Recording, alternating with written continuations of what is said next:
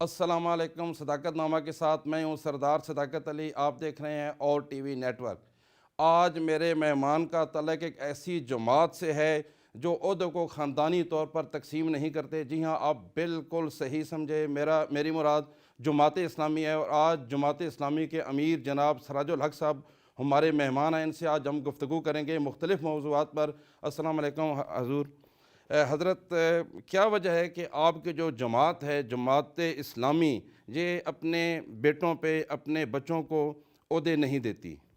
بسم اللہ الرحمن الرحیم۔ جماعت اسلامی حقیقی معنوں میں ایک نظریاتی اسلامی اور جمہوری پروگریسو جماعت ہے، اور اس کا ایک دستور ہے، ایک نظریہ ہے۔ یہ جماعت اس دستور کے مطابق چلتی ہے، اور اس دستور میں یہ نہیں ہے کہ باپ کے بعد بیٹا امیر ہوگا، بیٹے کے بعد پھر پوتا اور نواسا۔ اس میں یہی ہے کہ اہلیت اور استقامت، کارکردگی اور تقوی کی بنیاد پر جماعت کے ارکان جس کو منتخب کرے وہی امیر بنتا ہے۔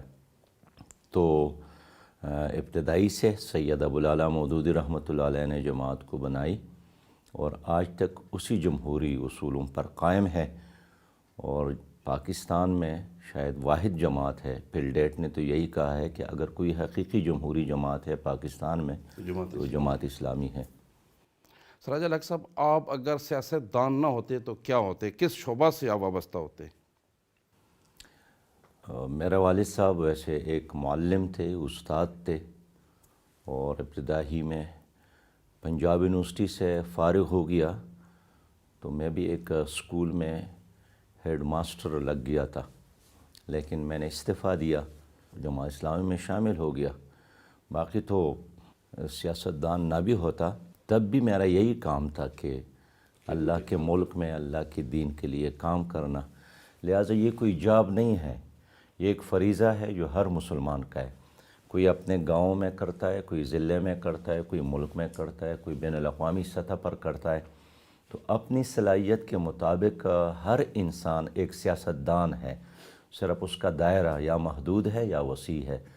ہمارے جماعت میں یا ہمارے نظریے میں سیاست وہ نہیں ہے جو مغربی سیاست ہے، جس کا واحد مقصد حکومت کا حصول ہے۔ ہمارے نظریے میں سیاست وہ فریضہ ہے یا وہ مشن ہے جس کو حضور صلی اللہ علیہ وسلم نے لیڈ کیا تھا، اور اس نے خود فرمایا تھا کہ بنو اسرائیل کی سیاست بھی انبیاء کرتے تھے، اور اس امت کی سیاست میں کرتا ہوں، میرے بعد خلفاء ہوں گے، اس لیے کہ میرے بعد کسی نبی نے آنا نہیں ہے۔ تو ہمارے نظریے میں سیاست ایک اصلاح کا نام ہے، ریفارمز کا نام ہے، جدوجہد کا نام ہے۔ اس کا واحد مقصد جائز یا ناجائز طریقے سے حکومت کا حصول نہیں ہے۔ سراج الحق صاحب، ہم نے دیکھا شروع سے ہی آپ ترچھی ٹوپی پہنتے ہیں، اس کے پیچھے کیا راز ہے؟ 5ویں کلاس سے میرے والدہ نے میرے سر پر ایسی ہی رکھی تھی۔ میں اسکول کا طالب علم تھا، اور شدید سردی تھی، برف باری ہوئی تھی، میرے پاؤں میں جوتے نہیں تھے، اس کی وجہ سے میں نے اسکول جانے سے انکار کر دیا۔ تو میرے والدہ نے مجھے بلایا، پیار کیا، اور پھر میری ٹوپی میرے سر پر ایسی ہی رکھی، اور پھر مجھے ایک ہمت اور حوصلہ دیا کہ اب لوگ آپ کے پاؤں کی طرف نہیں دیکھیں گے، آپ کے ٹوپی کی طرف دیکھیں گے۔ بس اسی ماں کے اس ادا سے مجھے عادت ہو گئی ہے، اور اسکول کے زمانے میں، پھر کالج کے زمانے میں، پھر یونیورسٹی کے زمانے میں۔ تو پھر تو آپ اس میں بہت سکون محسوس کرتے ہوں گے، کیونکہ ظاہر والدہ ہے کی دی ہوئی ایک چیز تھی، تو اس میں تو بہت جتنا تعلق ایک فرد کا اپنی ماں کے ساتھ ہوتا ہے، ویسے ایک تعلق ماں کی اس ادا کے ساتھ ہے کہ جب میں ٹوپی دیکھتا ہوں تو اسی لمحے میری ماں کی وہ ادا مجھے یاد آتی ہے۔ سراج الحق صاحب، آپ غیر متوقع طور پر جماعت اسلامی کے امیر بنے، اس کے پیچھے کیا بڑی بات ہے؟ جماعت اسلامی میں ہر کوئی غیر متوقع طور پر بنتا ہے، اس لیے کہ یہاں نہ کوئی پلاننگ ہوتا ہے، نہ لابنگ ہے، نہ پروپیگنڈا ہے، نہ دوسری جماعتوں کی طرح رسہ کشی ہے۔ اور یہی وجہ ہے کہ سید مودودی رحمۃ اللہ علیہ ایک بہت بڑے عالم دین تھے، مفسر قرآن تھے، اور زمانے کا ایک مجدد تھے، لیکن اس کے بعد اس تحریک کا امیر ایک وکیل بنا میاں طفیل محمد، اور اس کے بعد ایک کالج کا پروفیسر تھا جناب قاضی حسین احمد صاحب، جغرافیہ کے پروفیسر تھے، وہ بنے تھے۔ اس کے بعد جناب سید منور حسن صاحب بنے تھے، جنہوں نے انگلش لٹریچر میں ایم اے کیا تھا، اور اس کے بعد چونکہ وہ ایک سمندر کے ساحل اور کراچی کے رہنے والے تھے، اور میں بالکل پاک افغان بارڈر پہ رہنے والا تھا، تو جماعت اسلامی کے اندر ایسا نہیں ہے کہ کوئی پلاننگ کر لے، تیاری کر لے، پروپیگنڈا کر لے، لابنگ کر لے۔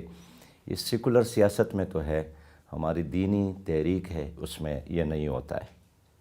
سراج الحق صاحب، آپ 2 دفعہ صوبائی وزیر بنے، آپ کو موقع ملا، کون سے ایسے کام ہیں، کوئی ایسی اصلاحات جو آپ نے کی ہوں آپ بتا سکیں؟ جس پر مجھے سب سے زیادہ خوشی ہے وہ یہ کہ خیبر پختونخوا میں ہم نے بلا سود بینکاری کا آغاز کیا تھا، بہت سارے مشکلات کے باوجود، اس لیے کہ بیوروکریسی نے ساتھ نہیں دیا، اور جو پورا نظام اور سسٹم اور سٹیٹس کو ہے وہ اس نظام کے خلاف تھا۔ اس کے باوجود بھی ہم نے اسٹیٹ بینک کو راضی کیا تھا، اور جن بین الاقوامی اداروں کے پیسے ہمارے بینک میں تھے، سرکاری بینک تھا بینک آف خیبر، اس کو بھی ہم نے یکسو کیا تھا، مطمئن کیا تھا، اور اللہ تعالیٰ کے فضل اور کرم سے 24,000 لوگوں نے سودی کاروبار چھوڑ کر اسلامی بینکاری میں اپنا پیسہ رکھا تھا۔ تو ایک تو مجھے اس سے بڑی خوشی ہوئی ہے، اور میں سمجھتا ہوں کہ اگر ایک آدمی نے بھی میری وجہ سے سود چھوڑا ہو تو یہ بھی میرے لیے اللہ تعالیٰ نجات کا ذریعہ بنائے گا۔ اگلا جس کام سے مجھے بہت خوشی ہوئی ہے کہ ہم نے خیبر پختونخوا میں لڑکیوں کے لیے علیحدہ گرلز میڈیکل کالج بنایا، اور بہت سارے ایسے والدین تھے جو اپنی بچیوں کو مخلوط کالجز میں بھیجنا نہیں چاہتے تھے، پسند نہیں کرتے تھے، خود لڑکیاں بھی ایسے، تو وہ گرلز میڈیکل کالج ہم نے بنایا، اور اس پر والدین نے بہت خوشی منائی۔ اس کے ساتھ جو میرے لیے ایک اطمینان کا ذریعہ ہے کہ غربت کے ماحول میں، چونکہ میں نے خود پڑھا تھا اور بستہ نہ ہونے کی وجہ سے میرے استاد نے مجھے اسکول سے بھگایا تھا، نکالا تھا، تو جب مجھے اللہ تعالیٰ نے موقع دیا تو ادنا سے لے کر میٹرک تک میں نے اسکولز میں مفت کتب کا فیصلہ کیا تھا، مفت کتب اور مفت بستہ، اور اس کی وجہ سے بہت سارے لڑکوں کو، بچوں کو اور بچیوں کو پڑھنے کا موقع ملا۔ اگلی جو بات میں عرض کرنا چاہتا ہوں یہ کہ میں یہ نہیں کہتا ہوں کہ میں کوئی معاشی ماہر ہوں، آکسفورڈ سے پڑھا ہوں، میں نے ادھر ہی پڑھا ہے، لیکن اپنی جماعتی تربیت کی وجہ سے، فائنانشل مینجمنٹ اور فنڈ یوٹیلائزیشن کی وجہ سے، ورلڈ بینک کے کنٹری ڈائریکٹر تھے جان وال، ادھر پاکستان میں تھے، تو انہوں نے میری فراغت کے بعد ہمارے خیبر پختونخوا کو ایک انعام دیا تھا کہ سب سے زیادہ فائنانشل مینجمنٹ اس منسٹر کی ہے، اور ان کے اس جائزے اور تجزیے اور فیصلے کے بعد مرکزی حکومت نے 1.4 ارب روپیہ انعام کے طور پر میرے اس صوبے کو دیا تھا۔ باقی تو مجھے خوشی ہے کہ بہت سارے کالجز بنائے، مجھے خوشی ہے کہ ہم نے ملاکنڈ 3 کا منصوبہ جو 7 ارب کا تھا، ہم نے اس کو 6 ارب میں مکمل کیا تھا، اور مجھے خوشی ہے کہ ہم نے اپنے دور وزارت میں VIP کلچر کا خاتمہ کیا تھا۔ ایک چھوٹی سی بریک لیں گے سر، بریک کے بعد واپس آتے ہیں۔ سراج الحق صاحب سے بہت اہم گفتگو ہو رہی ہے، وقت ہو جاتا ہے ایک بریک کا۔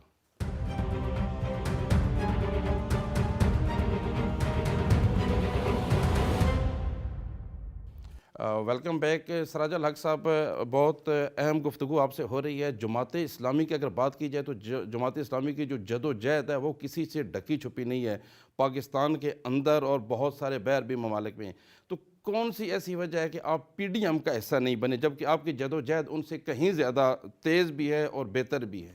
جماعت اسلامی ایک نظریاتی جماعت ہے، جس طرح پاکستان ایک نظریاتی ملک ہے، ظاہر ہے عراق کی طرح نہیں ہے، نہ ایران کی طرح ہے، نہ لیبیا کی طرح ہے، یہ بالکل ایک نظریے کی بنیاد پر بنا ہے۔ لوگوں نے اس کے خاطر ہجرت کی، جد و جہد کی، پاکستان کا مطلب کیا، لا الہ الا اللہ کے نعرے کے ساتھ۔ اسی طرح جماعت اسلامی بھی ایک دینی اور ایک سیاسی تحریک ہے. تو ہم جب اتحادوں کا ساتھ دیتے ہیں یا نہیں دیتے ہیں، اس کی بنیادی وجہ یہی ہے کہ کیا اس سے ہمارے نظریے کو فائدہ ہے یا نقصان ہے. پی ڈی ایم کا پہلے ہی دن سے یہی اعلان تھا کہ یہ جدوجہد اسلامی نظام کے لیے نہیں ہے، صرف حکومت کے حصول کے لیے ہے یا اپنے پارٹی مفادات کے لیے ہے. اور پی ڈی ایم میں وہ پارٹیاں شامل تھیں جنہوں نے ایک نہیں 4 بار حکومتی کی، بلکہ گزشتہ 75 سالوں میں اگر جن لوگوں نے حکومت کی تو یہی پیپلز پارٹی ہے، مسلم لیگ ہے، پیپلز پارٹی ہے، مسلم لیگ ہے، پرویز مشرف ہے، وغیرہ وغیرہ. تو پی ڈی ایم بھی انہی ہی ناکام پارٹیوں کا ایک مجموعہ تھا. یہی وجہ ہے کہ ہم نے پی ڈی ایم کا ساتھ نہیں دیا. ان کی حکومت کو ہم نے دیکھا، ان کی طرز حکمرانی ہمارے سامنے ہے، اور ان کی وجہ سے پاکستان کے مسائل کبھی بھی حل نہیں ہوئے تھے، نہ حل ہو سکتے ہیں. سراج الحق صاحب، جماعت اسلامی انتہائی منظم جماعت ہے، کیا وجہ ہے کہ زیادہ نشستیں حاصل نہیں کر پائے آپ ابھی تک؟ ہمارے ملک میں سیاست آزاد نہیں ہے. ہمارے ملک میں یا تو 35 سال یہاں جرنیلوں نے حکومت کی ہے، ایوب خان کی شکل میں، ضیاء الحق کی شکل میں، پرویز مشرف کی شکل میں، یا حیا خان کی شکل میں. اگر وہ خود ڈائریکٹ حکومت میں نہیں ہے تو پھر ان کے پروردہ اور تربیت یافتہ ان کے فوجی گھملوں میں جو لوگ پلے ہیں اور بڑے ہیں، پھر انہوں نے ان کو موقع دیا ہے. تو نواز شریف کو بھی اسٹیبلشمنٹ نے لایا تھا، پیپلز پارٹی کو بھی انہوں نے این آر او کے ساتھ لایا تھا، اور عمران خان کو بھی وہی لائے ہیں. تو میں سمجھتا ہوں کہ اس ملک میں جب بھی سیاست آزاد ہوگی، جمہوریت آزاد ہوگی، اور پولنگ سٹیشن آزاد ہوگا، آپ کا میڈیا آزاد، تو جماعت اسلامی کو ضرور موقع ملے گا. جب بھی ہمیں موقع ملا ہے ہم نے ڈیلیور کیا ہے، دیانتداری کے ساتھ خدمت کی ہے. خیبر پختونخوا میں ہمارے وزراء رہے ہیں، ہمارے سینیٹر رہے ہیں، کرپشن فری جماعت ہے، ہماری قیادت بھی کرپشن فری ہے، اور ہم نے ڈیلیور کیا ہے. کراچی میں ہمیں موقع ملا ہے، ہم نے ڈیلیور کیا ہے. ہمیشہ ہم نے خدمت کی ہے. میں یہی یقین کے ساتھ کہہ سکتا ہوں کہ جب بھی سیاست میں پیسے کا کھیل بند ہوا اور ظالم جاگیردار اور کرپٹ سرمایہ دار کو مواقع دیے جاتے ہیں، یہ کھیل بند ہوا، ضرور جماعت اسلامی کو موقع ملے گا. ہم ناکام نہیں ہیں. اصل میں یہ نظام ناکام ہے جس میں عام آدمی کو، باصلاحیت آدمی کو، خدمت کرنے والے لوگوں کو موقع نہیں ملتا ہے. آج بھی آپ سینٹ میں جا کر دیکھیں، سارے وہی ایسٹ انڈیا کمپنی کے غلام بیٹے ہیں جن کے بڑوں نے ان کا ساتھ دیا تھا، جن کے بڑوں نے انگریزوں کا ساتھ دیا تھا. پیسے کی بنیاد پر یہاں پر پہنچتے ہیں، لیکن ہم لگے ہیں، اپنے محنت کر رہے ہیں، عوام کو بھی ایجوکیٹ کر رہے ہیں. تو ضرور انشاءاللہ آنے والے دنوں میں ہمیں کامیابی ملے گی. ہم اس یقین کے ساتھ کام کر رہے ہیں. آپ پاکستان میں اگلا الیکشن کب دیکھ رہے ہیں؟ قبل از وقت دیکھ رہے ہیں یا اپنے ٹائم پہ ہوگا؟ دیکھیے، اس وقت تو پیپلز پارٹی اور مسلم لیگ دونوں نے اس حکومت کو ایک سپیس دیا ہے، ایک موقع دیا ہے. جو مخالفت ہے، بیانات ہے، یہ بھی ویسے ہوائی فائرنگ ہے. لیکن موجودہ تناظر میں الیکشن جتنا جلد ہو جائے، اس لیے کہ حکومت ناکام ہو چکی ہے، نہیں چل رہی ہے، اور صرف اخباری بیانات اور ٹی وی اسکرین پہ نعرے، شور شرابہ تو موجود ہے، لیکن گراؤنڈ پر حکومت کی گرفت ختم ہو چکی ہے، فیصلے نہیں کر پاتی، اور خود حکومت کو بھی پتہ نہیں ہوتے کہ فیصلے کہاں ہوتے ہیں. ہر روز ایک نیا بجٹ یہ حکومت لاتی ہے، آئی ایم ایف کے کہنے پر، ورلڈ بینک کے کہنے پر. اب تو اسٹیٹ بینک بھی ان کے قبضے میں نہیں ہے. تو میں سمجھتا ہوں کہ میں تو جلد از جلد الیکشن کے حق میں اس لیے ہوں کہ حکومت نہیں چل رہی. اب تو ان کو خود ہی چھوڑنا چاہیے. آپ سودی نظام کے خلاف جا رہے ہیں، تو کیا سمجھتے ہیں کس حد تک آپ کامیاب ہوں گے، اور یہ جو سود کے خلاف آپ احتجاج کر رہے ہیں، یہ اس کا دائرہ کار پورے ملک میں بڑھائیں گے، اور اس سے کیا نتائج حاصل ہوں گے، کیا امید رکھتے ہیں؟ وہی عدالتی نظام ہے، وہی تعلیمی نظام ہے، وہی خارجہ پالیسی ہے. اتنا فرق ہے کہ پہلے شاہ محمود قریشی صاحب پیپلز پارٹی میں تھے، اب پی ٹی آئی میں ہیں. پرویز خٹک پیپلز پارٹی میں تھے، اب پی ٹی آئی میں ہیں. فواد چودھری صاحب پرویز مشرف کے ساتھ تھے، اب پی ٹی آئی میں ہیں. جنرل عمر کا ایک بیٹا اسد عمر صاحب پی ٹی آئی میں ہے. جنرل عمر کا دوسرا بیٹا جناب زبیر عمر صاحب مسلم لیگ میں ہیں. تو یہی فرق ہے کہ ماموں ادھر ہے، بانجا ادھر ہے، بھتیجا ادھر ہے، چچا ادھر ہے، بڑا بھائی ادھر ہے، چھوٹا بھائی ادھر ہے۔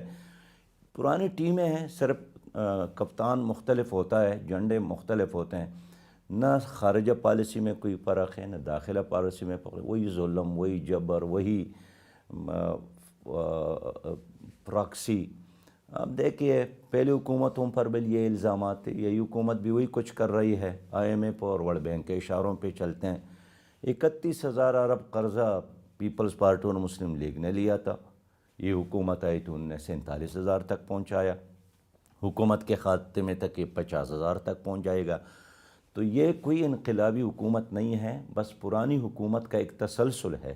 جو پیپلز پارٹی، مسلم لیگ اور PTI میں فرق محسوس کرتا ہے، وہ یا تو سمجھتا نہیں ہے یا سمجھنے کے ساتھ ساتھ ویسے حقائق کو جاننے کی کوشش نہیں کرتے ہیں۔ غریب کا حال پہلے بھی برا تھا اور آج بھی، مزدور کا حال پہلے بھی برا تھا اور آج بھی، VIP کلچر پہلے بھی تھا اور آج بھی، کرپٹ اشرافیہ پہلے بھی مزے میں تھا اور آج بھی۔ اس لیے کوئی فرق اس میں محسوس نہیں کرتا ہوں، سوائے اس کے کہ سال بدل جاتے ہیں، تاریخ بدل جاتے ہیں۔ مثلاً کل 2021 تھا، آج 2022 ہے، یہی فرق آیا ہے۔ سر میرا آخری سوال ہے آپ سے کہ اگر الیکشن ہوتے ہیں تو جماعت اسلامی کتنی نشستیں حاصل کرنے میں کامیاب ہو جائے گی؟ اس کی وجہ یہ ہے کہ میں دیکھ رہا ہوں کہ پچھلے 2 سالوں سے کمپین کر رہے ہیں، اپنے تمام تحصیلوں، تمام شہروں، پورے ملک کے دورے کیے ہیں، آج بھی آپ دورے پہ ہیں، تو آپ کیا سمجھتے ہیں کتنی نشستیں حاصل کر پائیں گے؟ میں امید کے ساتھ، یقین کے ساتھ کہہ سکتا ہوں کہ آئندہ الیکشن میں جماعت اسلامی بہت اچھا نتیجہ دے گی۔ اس کی بنیادی وجہ یہی ہے کہ لوگ PTI سے اور پیپلز پارٹی اور مسلم لیگ اور پرویز مشرف، ان تمام پارٹیوں کو دیکھ چکے ہیں، آزما چکے ہیں۔ اب آپشن کے طور پر صرف جماعت اسلامی ہے، اور ہم نے تیاری بھی کی ہے۔ ماضی میں ہم ہمیشہ اتحادوں کے ساتھ چلتے رہیں، اس کی وجہ سے ہمارا جو اپنے ایک نظریاتی ایجنڈا تھا اس پہ پھر عمل نہیں ہو پاتا تھا۔ اب کے بار ہم نے یہی طے کیا ہے کہ ہم اپنے نشان ترازو کے ساتھ اور اپنی جھنڈے کے ساتھ، اپنے منشور کے ساتھ عوام کے پاس جائیں گے، اور عوام سے یہی بات کرتے ہیں کہ اگر آپ چاہتے ہیں کہ ایک کرپشن فری پاکستان بن جائے اور ایک خوشحال پاکستان، ایک اسلامی پاکستان، اور ایسی قیادت سامنے آ جائیں جن کے دامن پر کوئی دبا نہ ہو، جو ورلڈ بینک اور IMF کا غلام نہ ہو، جس کا کوئی بین الاقوامی ایجنڈا نہ ہو، ذاتی مفادات نہ ہو، تو وہ قیادت صرف اور صرف آپ کو جماعت اسلامی دے سکتی ہے۔ سراج الحق صاحب، پروگرام صداقت نامہ اور TV کو وقت دینے کا میں بہت مشکور ہوں آپ کا۔ آپ دیکھ رہے تھے صداقت نامہ۔ اگلے پروگرام میں نئے مہمان کے ساتھ آپ سے ملاقات ہوگی، تب تک کے لیے اجازت دیجیے گا۔ خدا حافظ۔